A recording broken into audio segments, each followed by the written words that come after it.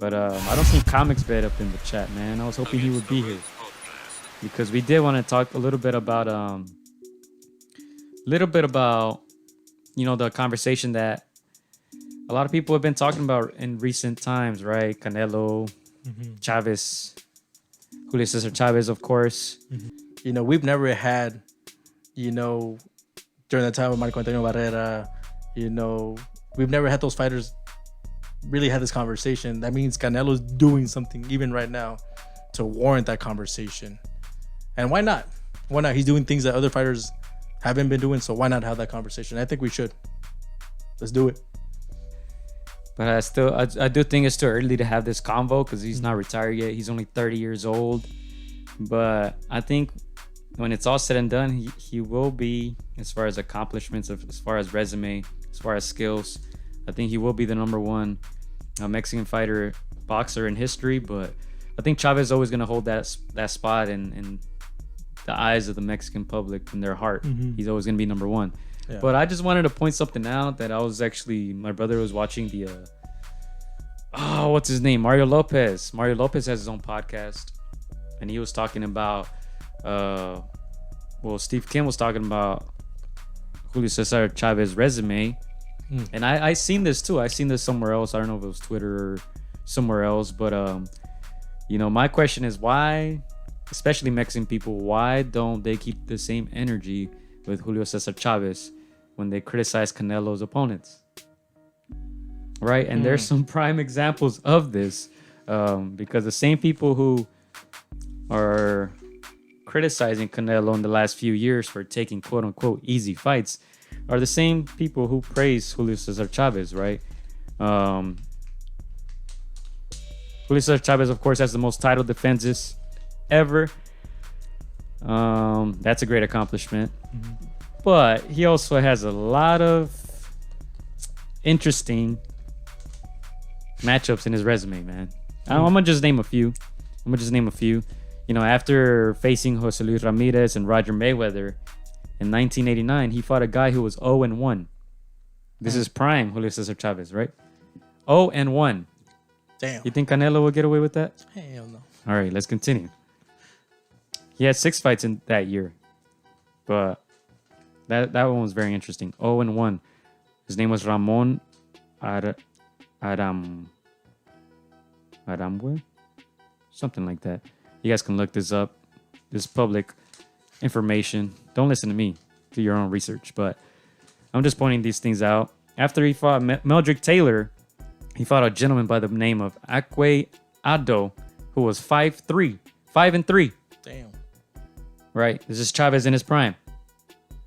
He had 5 fights in 1990, including, Meldrick Taylor, this gentleman Ado, who was 5-3, and then he also fought another gentleman by the name of Russell Mosley, who was 4-3.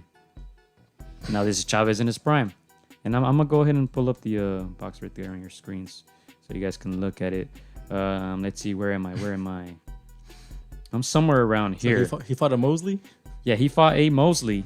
It says right here that Mosley in Box Trick, Mosley was announced as Victor Mabels. Man, go figure.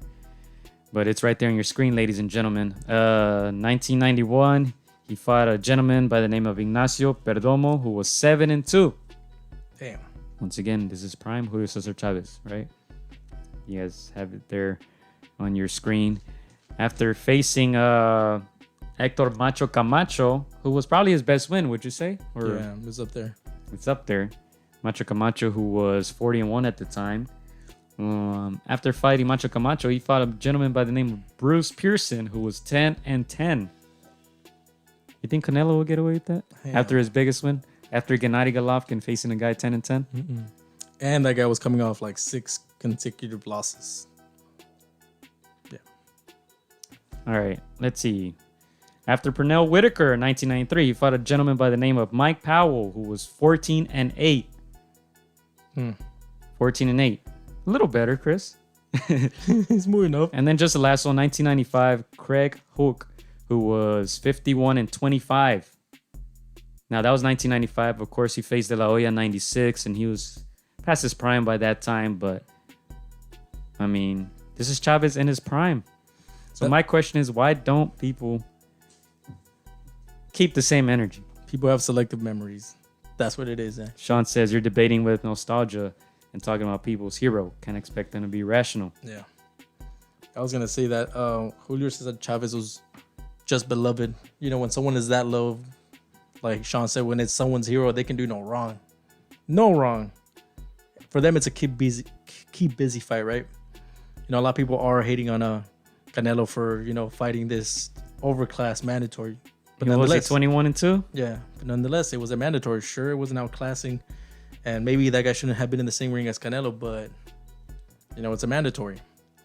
Yeah, dude. I honestly have not seen this. I've gone through Julio Cesar's, like, you know, highlights and all that, but yeah, though these are not gonna make the highlights because like, these are the ones that people, you know, they wouldn't show. But that is my question. If anybody wants to answer in the comment section, not in the live chat, because I know you guys are very rational here. You guys understand us, but the people who will watch this clip after we speak on this and after it's posted, tell us why, man. Tell us why. I want to hear your reasoning. And that's all I wanted to mention on Chavez, you know, because obviously he's Julio the Great, you know, but he also got many, many passes with the stuff outside of the ring and things like that. But I don't know what it is, man. I don't know what it is. I think people just have their favorites, and that's that, you know. And what was the quote you said last time that I liked?